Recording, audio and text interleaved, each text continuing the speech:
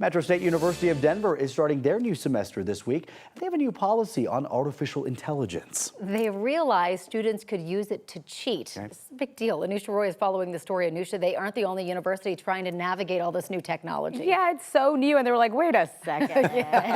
People are using this in an interesting way, right? It's totally new territory. And the interim deputy provost at MSU Denver said he's become an accidental AI expert. Educators realized, hey, there's this super cool tool that's allowing a student to write a paper without actually doing any of the writing. So when he asked his colleagues, well, how are we going to handle it? They were like, great question. You figure it out. Then this spring, they had 12 cases of what they call issues of academic integrity involving AI. The students acknowledge they used AI, and it's almost always for the reason you take a shortcut is they were trying to do too much, they got too far behind. I love it. The students just like copped up to it. They're like, yeah, I used it. Sorry.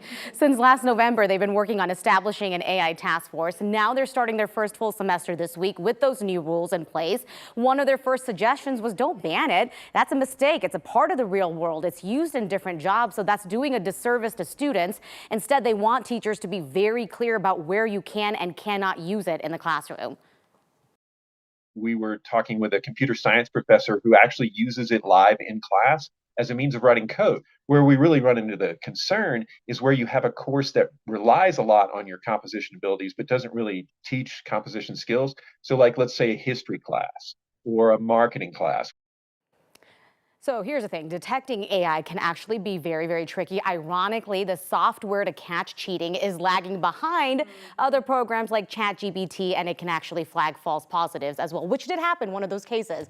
They realized that the student wasn't actually cheating. So what about companies, who develop AI? Are they at least trying to help out here? Yeah, so OpenAI, one of the big companies, was like, hey, we realize this is a problem. We're developing technology to tell the difference between what a human wrote versus AI wrote. And they said, unfortunately, it's not totally reliable yet, so it's a work in progress. But one of the reasons they're working on it is this, academic integrity. They realized people were using it to cheat on their assignments.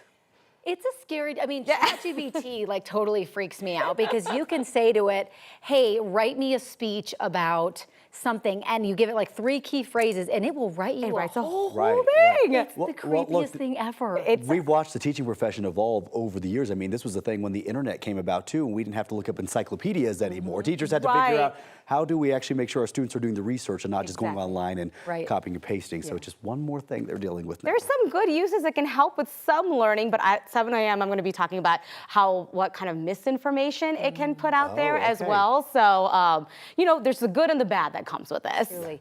Cite your sources, put your sources. We all remember that. Annotated bibliographies, we all go back to that. Memories. Anusha, thank you.